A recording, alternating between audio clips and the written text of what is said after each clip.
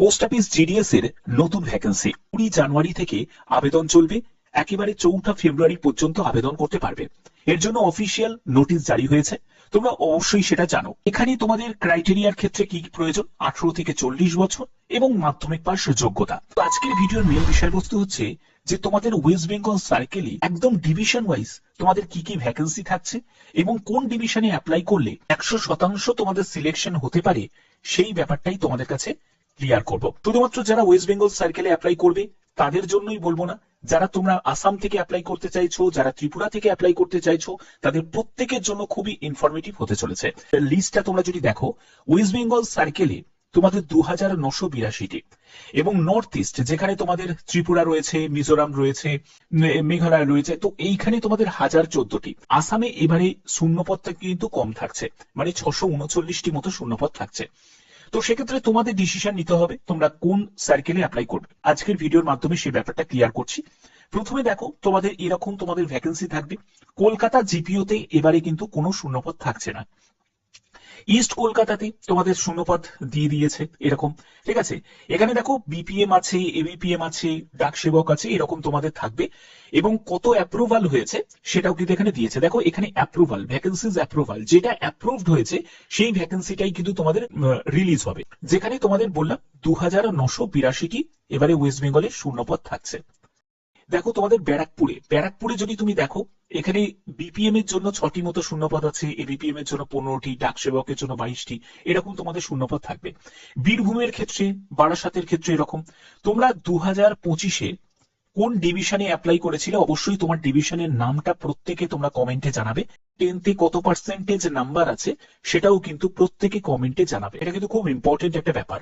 তোমাদের এখানে টেন্টেটিভ যে ভ্যাকেন্সিটা রয়েছে সেখানে কিন্তু এখানে টোটাল ভ্যাকেন্সিটা দিয়েছে।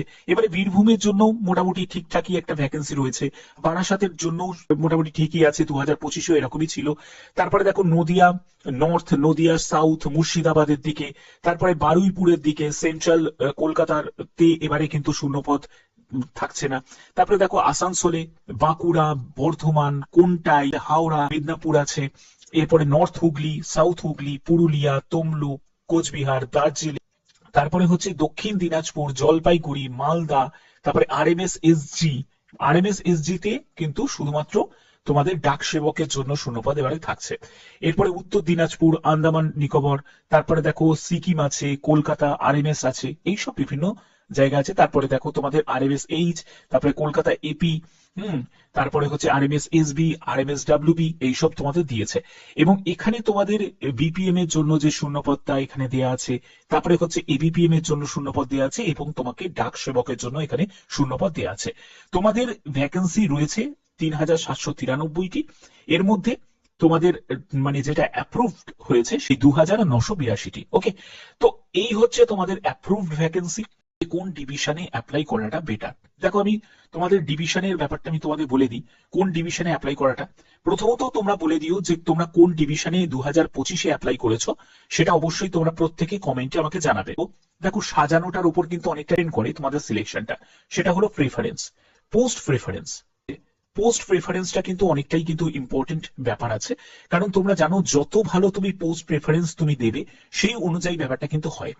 কারণ দেখো তোমার যদি 80%-এর কম নাম্বার থাকে, ঠিক আছে, তাহলে তুমি যদি এখন যদি বিপিএম কে যদি আগে রাখো, বিপিএম এ যেহেতু একটু স্যালারিটা বেশি, তো সেক্ষেত্রে বিপিএম এ প্রত্যেকেই চাইবে যাদের ভালো নাম্বার আছে তারা বিপিএম কে আগে রাখতে।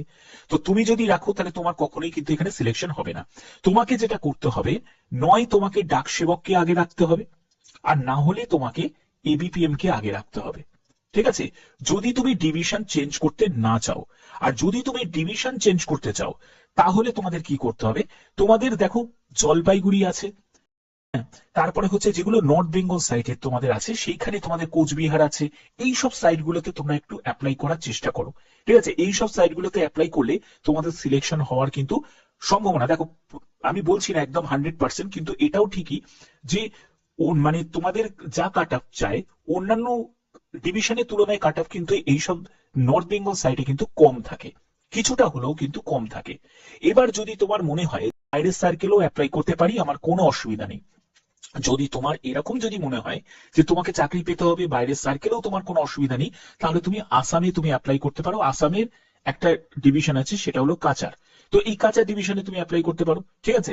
এবং এর যখন ডেটা লিস্ট যখন প্রকাশিত হবে, অবশ্যই তোমাদের কাছে সেই ইনফরমেশনটাও দিয়ে দেবো।